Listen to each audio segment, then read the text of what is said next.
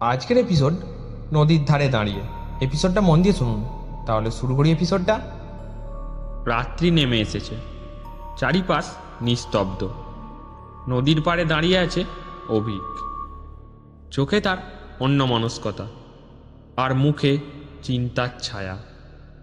দূরের কুয়াশা ঢাকা জলে আলো পড়ে চকচক করছে, গা ছমছমে হাওয়া বইছে, যেন কোনো পুরনো ক্ষত আবার জেগে উঠেছে। 3 বছর পর অভিক আবার ফিরে এসেছে তাদের গ্রামে, চিলাডাঙ্গা। শহরের ব্যস্ততা তাকে ক্লান্ত করে তুলেছিল।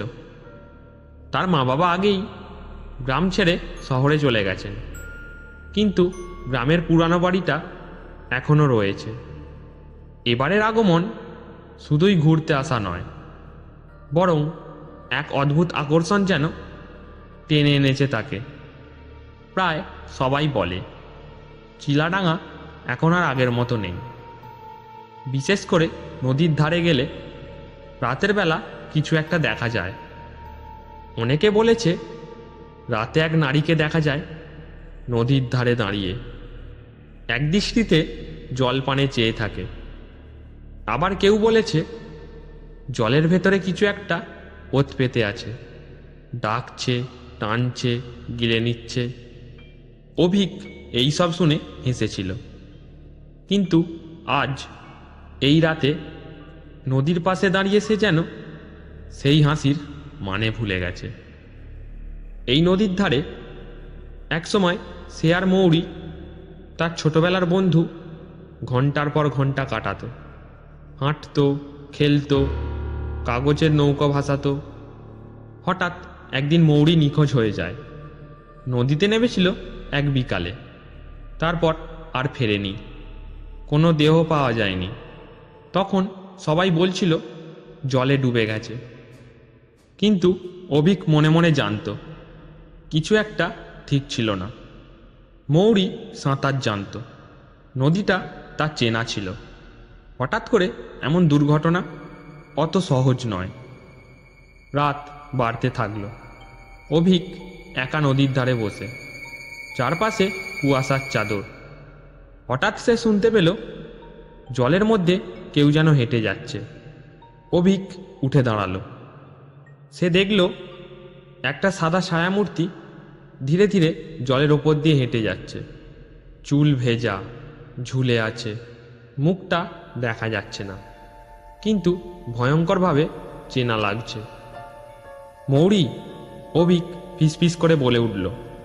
সেই ছায়ামূর্তিটা থেমে গেল, মাথা ঘুরিয়ে একবার দেখল অভিকের দিকে, তারপর হঠাৎ চিৎকার করে উঠল। সেই চিৎকারে অভিকের কানে তালা লেগে গেল। সে পড়ে গেল পেছনে। ঠান্ডা হাওয়ার ঝাপটা মেরে ওকে যেন ঠেলে ফেলল নদীর দিকে। অভিক অজ্ঞান হয়ে পড়ে যায়। চোখ খুলতেই সে দেখে নিজেকে নদীর ধারে পড়ে আছে। চারপাশে ঝোপঝাড়, পায়ে কাঁটা লেগে রক্ত পড়ছে। সে উঠে দাঁড়ায়, ভাবে রাতের ঘটনাগুলো কল্পনা, দুঃস্বপ্ন। তবে গায়ে ভেজা কাদামাটি, জামার ভেতর জলের স্রোত, সেসব কি ভুল? পরের দিন সকালে সে স্থানীয়দের সাথে কথা বলে। গ্রামের একজন বুড়ো বললেন, মৌরির ঘটনা জানিস তুই, কিন্তু জানিস না ওই নদীতে কে বাস করে। ওটা ছায়া, নারী নয়, রাক্ষসী। ও সুন্দরী নারীর রূপ ধরে, ডাকে, টানে আর ডুবিয়ে মারে। যাদের ব্যথা বেশি, দুঃখ বেশি, ওদের ওপরেই ছায়ার টান বেশি। অভিক ধাক্কা খায়। মৌরি কি ছায়ার শিকার হয়েছিল? রাতের ঘুম উধাও।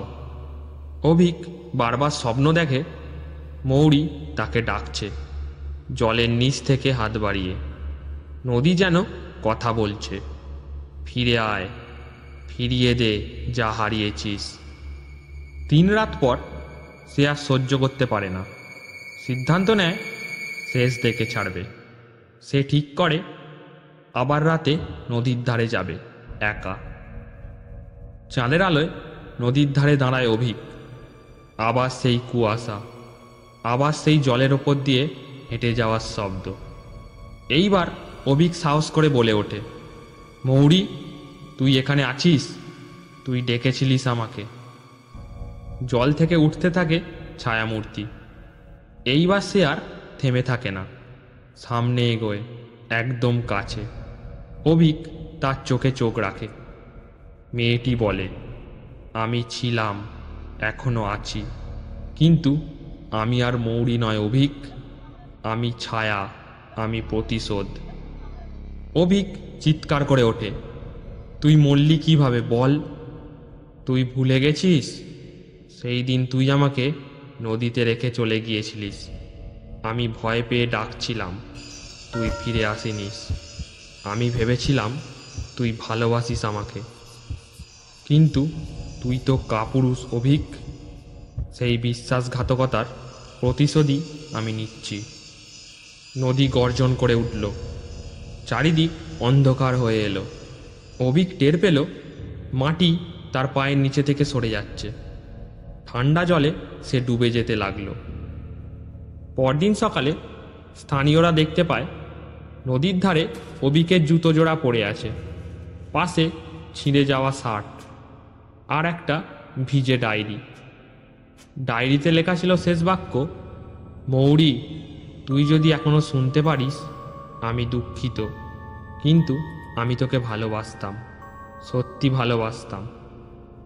আজও চিলেরাঙা নদীর পাড়ে রাতে কেউ যায় না।